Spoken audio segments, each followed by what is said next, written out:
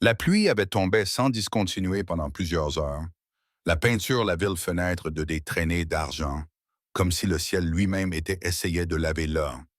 Les souvenirs d'une passée. À l'intérieur, un petit café, réchauffé par la douce lueur de suspendue lumière. Un jeune père assis nerveusement à un coin de table, le cœur battant plus fort que la pluie à l'extérieur. Il avait accepté d'aller sur sa première rendez-vous rencontre en 3 ans. 3 longs ans depuis sa vie a été brisé en façon qu'il n'attendu. Son fils de 5 ans, le centre de son monde, était assis à côté de lui, se balançant ses pieds, sans se rendre compte de la tempête des émotions à l'intérieur son père. Mais le moment la porte s'est ouverte et la femme entra à l'intérieur, le petit fils se figea, les yeux s'écarquillèrent d'une reconnaissance si profonde que même son père l'avait remarqué. Dans cette seule battement de cœur, tout a changé et plus ne savait si le destin était sûr de réécrire leur vie en la plus imprévue. Si vous croyez en la gentillesse, une seconde chance et le pouvoir du destin, s'il vous plaît, aimez cette vidéo, abonnez-vous à la chaîne et partagez-le avec d'autres personnes pour répandre la positivité. Et n'oubliez pas de commenter vos pensées comme vous écoutez. Votre soutien signifie beaucoup. Le seul père célibataire nommé Daniel n'avait pas voulu aller sur ce rendez-vous à tout. Il était convaincu lui-même que l'amour n'était plus signifié pour lui. Après avoir perdu sa femme à une maladie peu après leur fille, le deuxième anniversaire de leur fille, Daniel a enterré tous ses rêves de vie d'eux et se déversait entièrement dans élever petit Emma. Il travaillait longues heures comme un chef de projet, dirigeant depuis son domicile au bureau, du bureau à l'aile après l'école garde, en jonglant avec éducation des enfants et carrière avec l'épuisement et sa compagnon. Les nuits étaient les plus difficiles quand Emma posait des questions sur la mère qu'elle se souvenait. Daniel essayait toujours de rester fort pour elle, mais quand les lumières se sont, il souvent se brisant silencieusement, se brisant en l'obscurité. L'amour, romance, compagnie, ceux-là étaient des luxes qu'il ne se de rêver. Son amis et famille, cependant, croyaient que Daniel méritait d'être heureux à nouveau. Après des années de persuasion, une proche collègue a finalement convaincu lui à essayer une rencontre à l'aveugle, en lui assurant lui que cela serait être une simple conversation autour d'un café, rien plus. Daniel a accepté à contre-cœur accepta, mais seulement à la condition qu'il puisse garder Emma avec lui. Il n'était pas prêt à se cacher aucune partie de sa vie, en particulier la partie qui importait le plus. Emma, curieuse et enthousiaste, était habillée en sa favorite robe jaune et noua ses cheveux soigneusement avec un ruban. Daniel continuait de se rappeler que était juste une réunion, rien de sérieux. Mais au fond de moi, au fond de lui, il craignait de laisser quelqu'un entrer, pourrait risquer de la équilibre de sa vie une fois plus. Comme la femme approchait de la table, Daniel se leva mal à l'aise tandis qu'Emma regardait en son, avec une expression il ne pouvait tout à fait comprendre. La femme s'est présentée comme Lily, une enseignante et une bénévole à hôpitaux pour enfants. Elle sourit chaleureusement, sa présence douce et apaisante, comme si elle portait lumière du soleil avec elle. Même sur ce jour pluvieux jour, Daniel remarqua qu'Emma regardait Lily avec la même intensité, comme si essayait de la placer ça quelque part dans sa mémoire.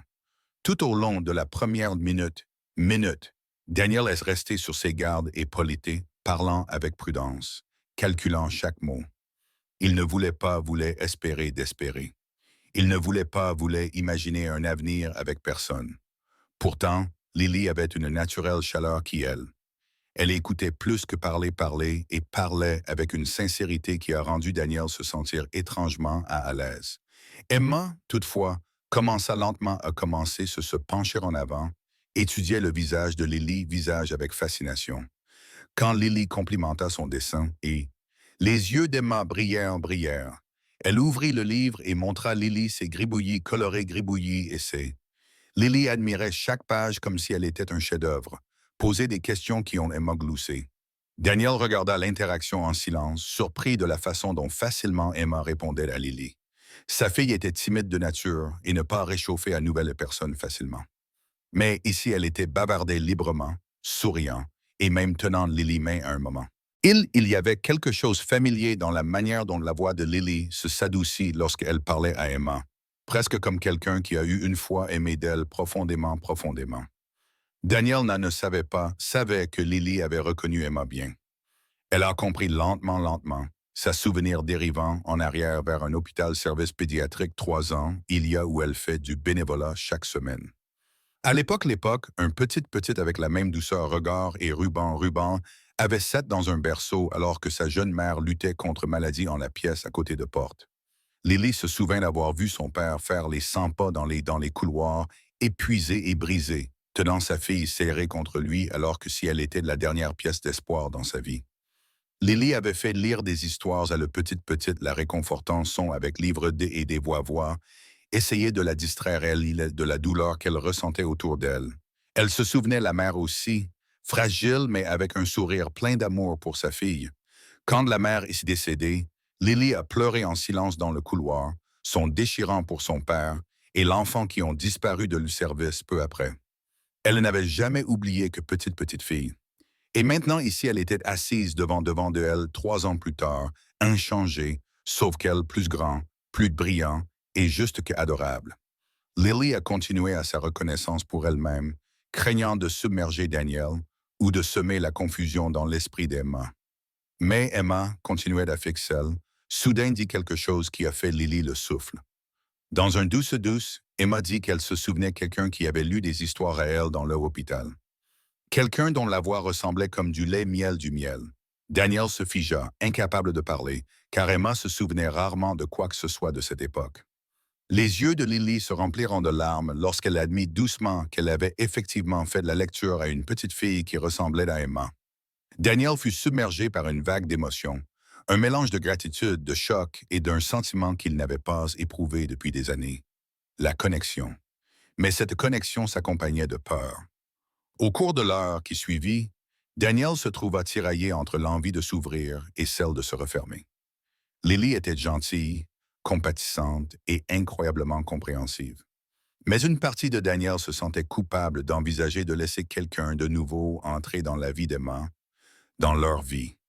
Il avait construit des murs si hauts que même une âme aussi douce que Lily aurait du mal à les escalader. Son traumatisme lui murmurait des avertissements. L'amour prend fin, l'attachement te brise, le bonheur est temporaire. Lily sentit ses hésitations et ne le poussa pas.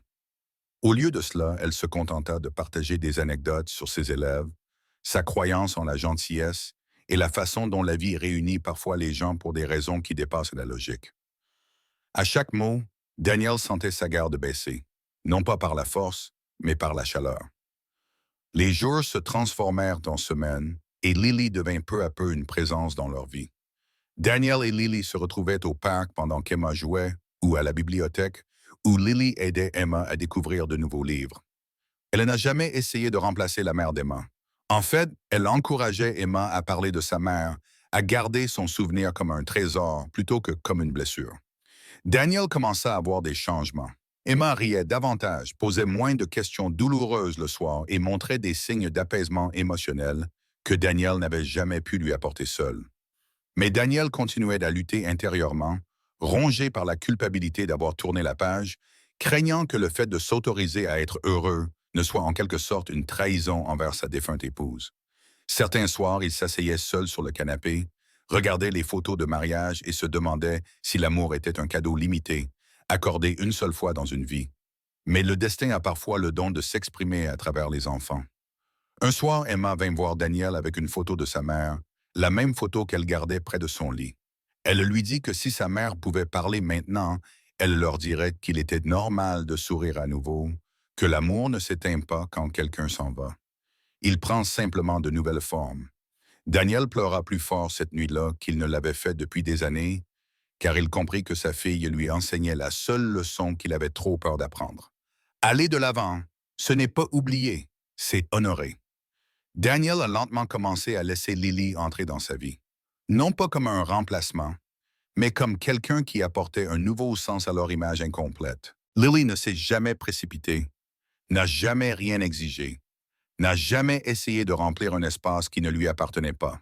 Elle a plutôt créé de nouveaux moments, des moments doux, tendres, apaisants, qui ont permis à Emma de se sentir en sécurité et à Daniel de respirer à nouveau.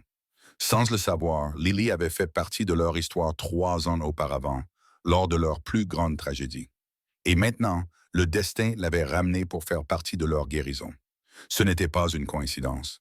Cela ressemblait à quelque chose de planifié par une force supérieure. Pourtant, les histoires d'amour sont rarement sans difficulté.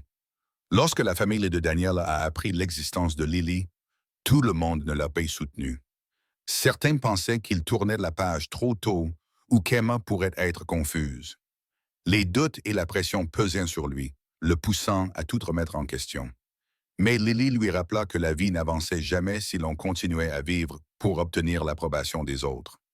Elle ne se battait pas pour un titre. Elle se battait pour la gentillesse, la stabilité et la sécurité émotionnelle de Daniel et Emma.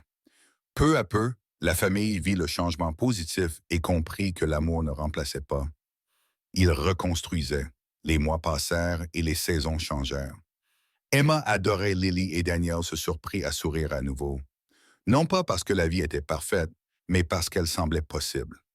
Un après-midi ensoleillé, alors qu'ils se promenaient dans un parc fleuri, Emma a tendu les bras et a pris leurs mains, les rapprochant d'elle. Elle a gloussé et a dit qu'ils ressemblaient tous les trois à une famille sortie d'un conte de fées. Daniel a senti sa poitrine se serrer, mais cette fois, ce n'était pas de la peur, c'était de l'acceptation. Il a enfin compris que l'amour ne l'avait pas abandonné. Il avait attendu le bon moment pour revenir de la manière la plus inattendue. Si cette histoire vous a touché, n'hésitez pas à aimer la vidéo, à vous abonner à la chaîne, à la partager avec quelqu'un qui croit au destin et à laisser un commentaire. Votre engagement aide vraiment notre famille de conteurs à grandir. Avant de terminer, nous avons une demande spéciale à vous faire. Veuillez laisser un commentaire ci-dessous. Croyez-vous que certaines personnes sont destinées à croiser notre chemin plus d'une fois? Le parcours de Daniel nous enseigne que parfois, l'amour ne disparaît pas pour toujours, mais revient sous une forme différente, plus douce, plus sage, plus apaisante. La femme que sa fille a reconnue n'était pas seulement une inconnue lors d'un rendez-vous arrangé. Elle était un fil manquant de leur passé, désormais magnifiquement tissé dans leur présent.